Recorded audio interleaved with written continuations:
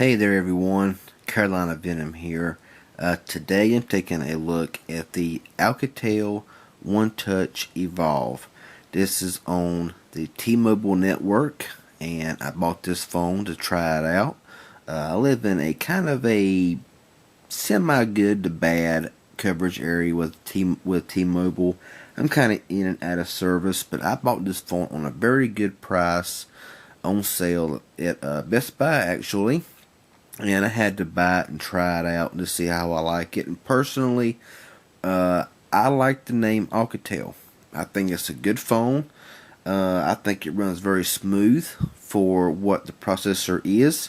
But anyway, before we get into all that, I'm going to give you the specs, give you some tests, give you a rundown of the phone, what I think about it, the goods and the bads, and we'll go ahead and go from there. This phone does run Android 4.1.2. It does have a 4-inch display. Most of my phones are 4-inch display screens because most of them are 4-inch on price ranges that I can afford.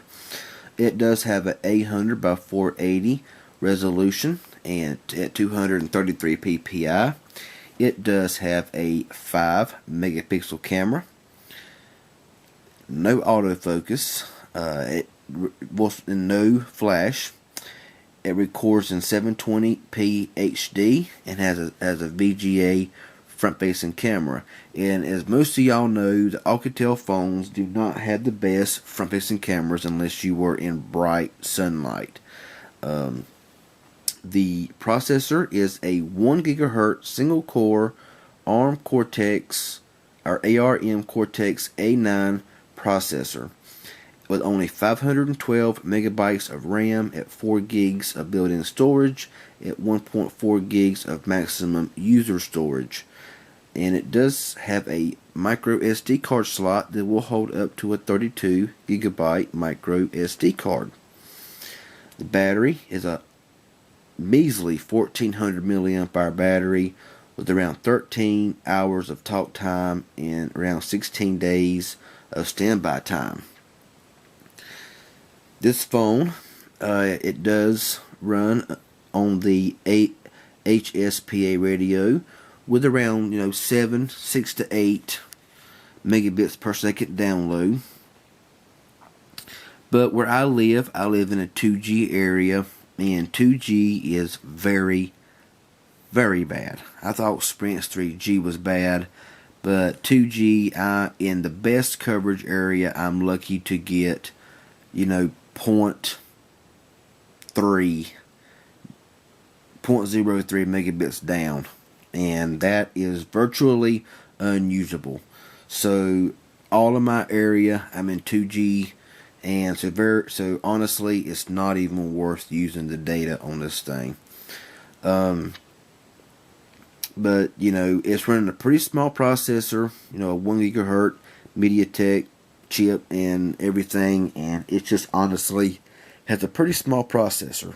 And at only 512 megabytes of RAM, that's not a whole lot. But I gotta say, I not had any problems with this phone whatsoever. Let's go ahead and take you around the phone. You do have your front-facing camera. Beside it here, you have your notification light, 4-inch display. The buttons down here are invisible, but you have your back, home, and recents button. When you hold this down, it does go to your settings. On the side here, you have your volume rocker. On the bottom, you have nothing. On this side here, you also have nothing until you get up here where your micro USB charging port is. You have your 3.5 millimeter headset jack. You have your power button. On the back, you have your 5 megapixel camera with speaker. Has pretty good output as well for ringtones. You have no problem hearing it as long as it's not against, like a bed, nothing like that. You can hear it. And your branding of T-Mobile and One Touch here. Kind of have the rubbery back to it. The SD card goes in the back. It's not. Luckily, it's not under the battery, so you ain't got to worry about removing the battery I don't think. I can't even remember. You may have to. The back is kind of hard to get off, so I'm not even going to try it. I'll give it to you like this. The SD card is either under the battery or not under the battery. I can't remember. If I check it, I will put it in the description below. The phone is nice though. I really like this phone. It's pretty speedy. Really has no lag to it. I've played some, really high energy games on it, and it downloads pretty quick, and it does run pretty well. I like Alcatel for one reason. They have the best reception of any phone manufacturer that I've ever used. I have never used except for the old Nokias. Back when Nokia was actually Nokia. They had the strongest reception of anybody. But to me, Alcatel has really surpassed everybody as far as reception goes. I haven't got a phone yet this better reception in the Alcatel phone. So I got to give them props for that. Reliability has been very good as well. Call quality is fantastic on this phone. We'll go ahead and turn the phone on. Service comes and goes. As you know, GSM networks, their service kind of goes in waves. So 1 minute you may have service, next minute you may have nothing. So like if I was to scroll down right now, I have T-Mobile. In a minute it may say limited service or it may say no service. The good thing about this phone here is the fact that, well, it's not on here, so we'll have to back out of it here and go into the settings. We will go into the more, and you have Wi-Fi calling. T-Mobile, from my understanding, is the only carrier that allows free Wi-Fi calling. So if you have Wi-Fi in your house, you can turn this on. Go back home, and up here at the top, I got 1 bar service. Right now, it says that this right here turns blue, and whenever that turns blue, you are ready for Wi-Fi calling. So if you're in a no service area, you are able to actually use calls. Calls will be made over Wi-Fi. So you always have service. So that's always a good thing. If you're in a no service area or in a limited service area, you do have Wi-Fi calling, which is pretty awesome. And they're the only ones that offer it free of charge. So we'll go back in here and we'll cut that off right fast like, because I don't need that on right now. So we'll go back in here, turn it off. And this phone, like I said, is really smooth. I have really no lag in it whatsoever. For the processor that's in it, the processor in this thing really is nice. It's smooth. Really no lag in it whatsoever. If I can just, it's just very smooth. As you can tell here, there is no lag in it at all.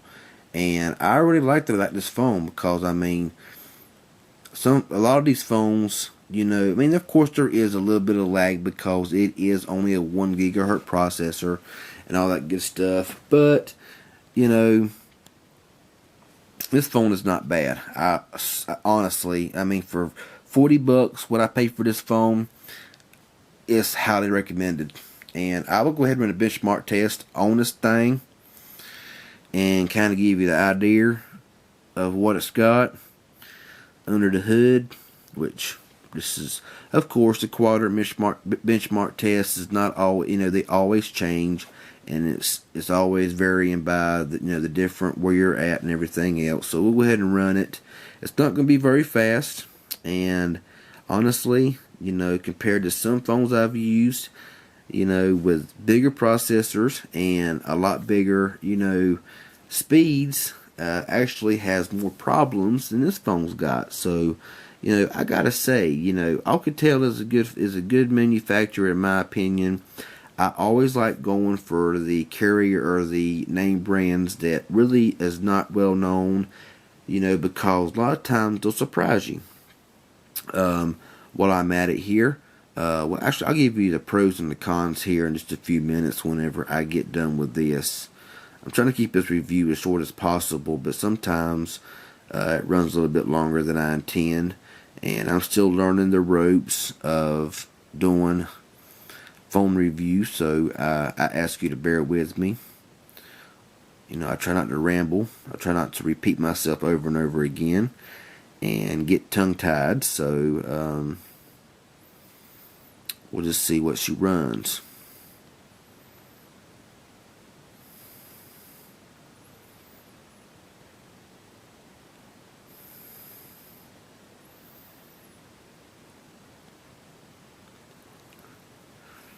This phone definitely has some goods and some bads, so we'll get into that here in just a few minutes.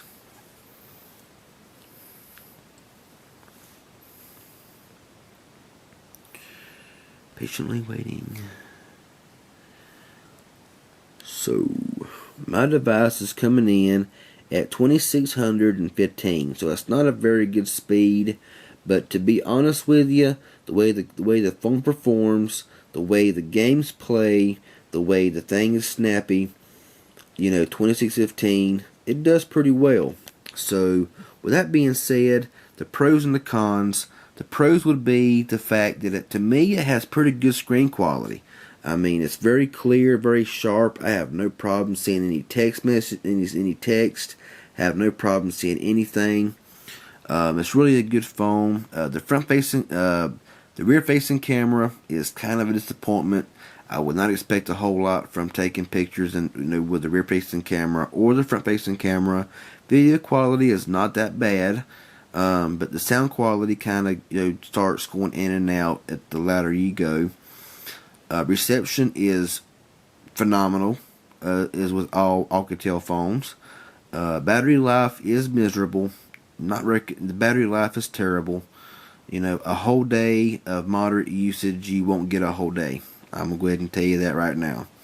You better keep a charger handy because it will not last. Call quality is fantastic.